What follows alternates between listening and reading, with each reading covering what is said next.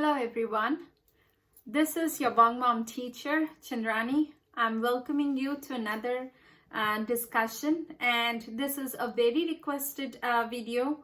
I had done some videos on Shakespeare's Macbeth.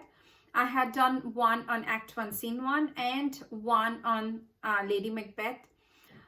Today I had decided to take up the banquet scene, and I would be emphasizing on Lady Macbeth's role in the banquet scene as well as on the banquet scene.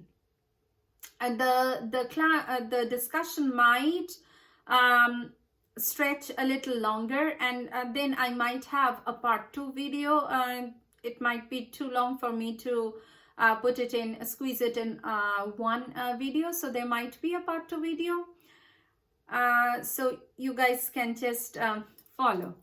Now, again, I would say that in case you guys are finding these videos very interesting or not so interesting, just leave a comment, leave your suggestions. Those are absolutely valuable for me. I'll make just a humble request. If possible, please smash that subscribe button. Please like the videos if you may, and do press the bell icon in case you have subscribed, because that will make you aware of whenever I upload a video. Your comments, the likes, the subscribers, they are absolutely invaluable to me, because they give me the sort of encouragement and the impetus to go on with these videos. So I'm just looking forward to them. So I hope that I get those likes and subscribes and those comments. So in my previous discussions, I did talk about Shakespeare and Macbeth, and I said that there is hardly any person, no matter what sphere or what walk of life they may belong to, but it is very difficult to find a person who hasn't heard about Shakespeare and his eternal play, eternal tragedy, Macbeth. Macbeth has definitely survived time, and even now it is adapted, readapted, made into movies, made into plays, made, there are so many children that Macbeth had fathered. The Shakespeare's tragedy Macbeth had fathered. So n number of creative artists have been influenced by Shakespeare's Macbeth. Why is this so? Because one of the reasons could be, according to me, is because Shakespeare doesn't provide any final or finite verdict on anything. Mostly he speaks through metaphors, symbols, and images. Now, the funny thing about metaphors and images is you can interpret it in your any which way. There is no final decision or final judgment that, look, this is the meaning of my text. The texts are absolutely open for interpretation, to each his own. And as a result, in the 17th century, 18th century, 19th century, 21st century, we all find some source of inspiration, some source of relatability with these tragedies, because a lot is being conveyed through metaphors and symbols, and they can be interpreted according to your wish, according to your desire. Now, this scene, the banquet scene, which is Act 3, Scene 4, is immensely important. It is considered to be the central point, the cynosure of attention, the central point of that play. This is the time when the escalation of Macbeth is complete. And we are pretty sure that now the next part of the play is actually the downfall of Macbeth. No matter how much we love this character, no wonder how much we adore this person, his imagination, his courage, his chivalry, we cannot stop this falling into pieces of this character. He has brought this upon himself through his actions. So the Act 3, Scene 4, or the banquet scene, is immensely important from the point of view of the play. It is the central part of this tragedy because it ends the escalation of Macbeth, and it in a way initiates his downfall. How, I will explain when we begin the discussion. Now, in Shakespeare's tragedies, the stage directions are very important. A lot is being said through the stage directions. So the scene opens with the stage direction: banquet prepared, enter Macbeth, Lady Macbeth, Ross Lennox, lords and attendants.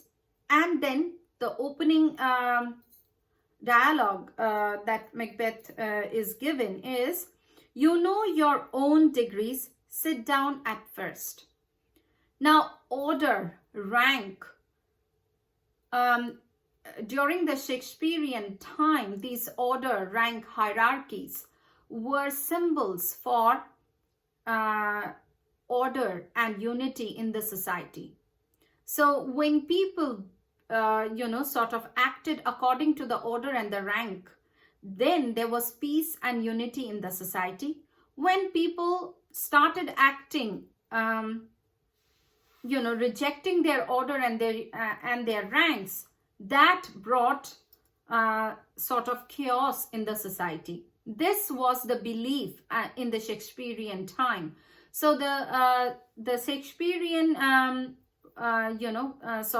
crowd would at once know, the people who had come to see this play would at once know that everybody here has a logical and a very valid and a very legal background, whether it is Ross, whether it is Lennox, whether it is all the other nobles who had come here to celebrate Macbeth's coming to power.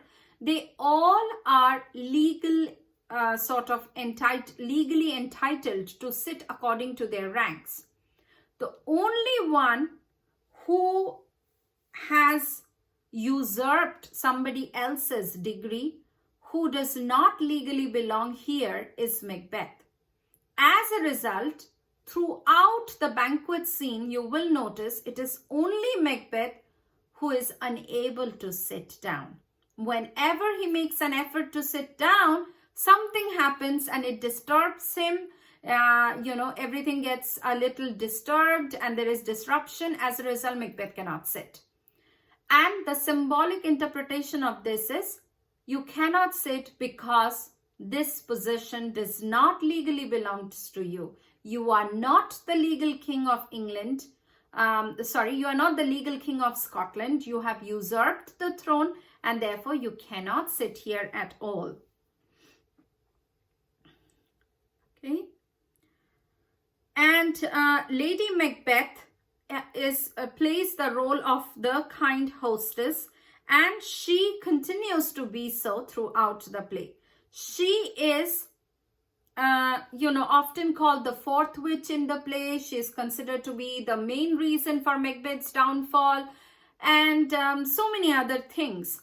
But Lady Macbeth probably understood or knew Macbeth more than he did himself. And she knew very well that the ambition is right there sleeping in Macbeth's heart. So if she is not the agent, something else will definitely stir those sort of lofty, desires that are sleeping in that are slumbering in his mind, in his conscience. And she did not wanted anybody else other than her to give that opportunity. So she said that if something else has to rise the beast, why not I myself?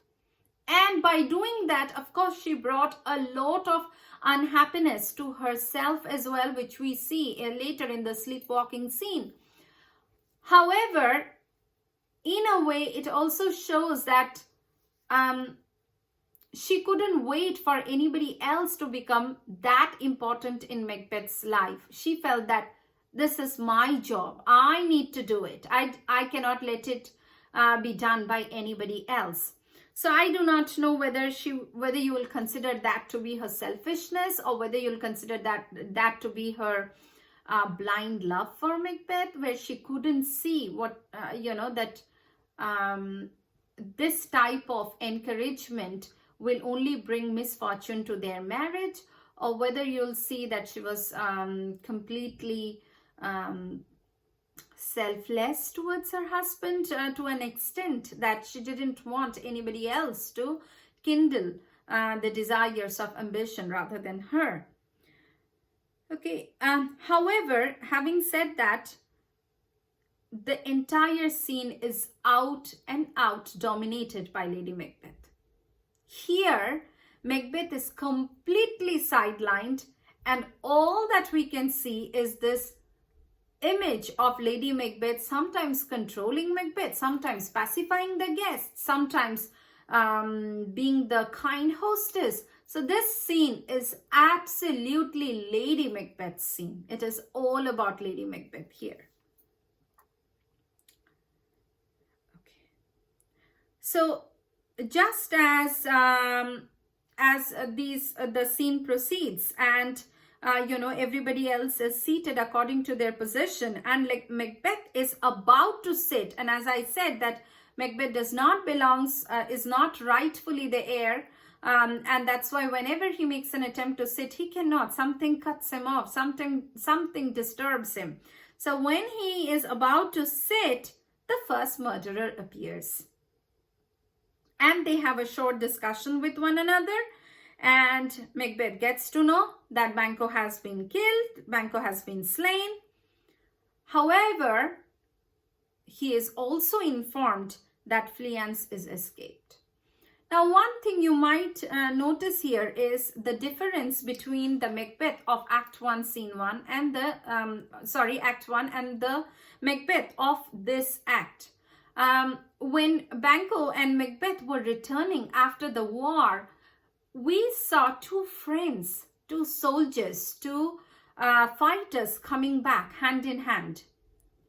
However, the same friend has changed to such an extent that now that he gets to know that Banquet has finally been killed, there is not a thought of remorse or not even a thought of kindness or love in Macbeth. So Macbeth has completely transformed in this bloodthirsty monster of ambition who knows nothing but his ambition. Now, if he could forget, or if he could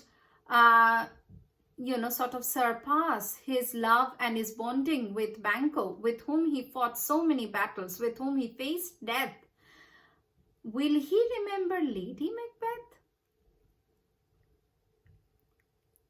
And then Macbeth is also said that Fleance escaped, and then comes my fit again. So Macbeth is losing his self-control. He is mad with anger, and he is very, very shaken by the thought, something that will reappear again and again throughout this scene.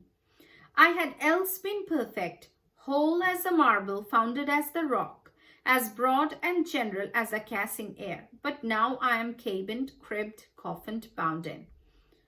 So, of course, Macbeth is not the same person that he was at the beginning of the scene. He was very confident.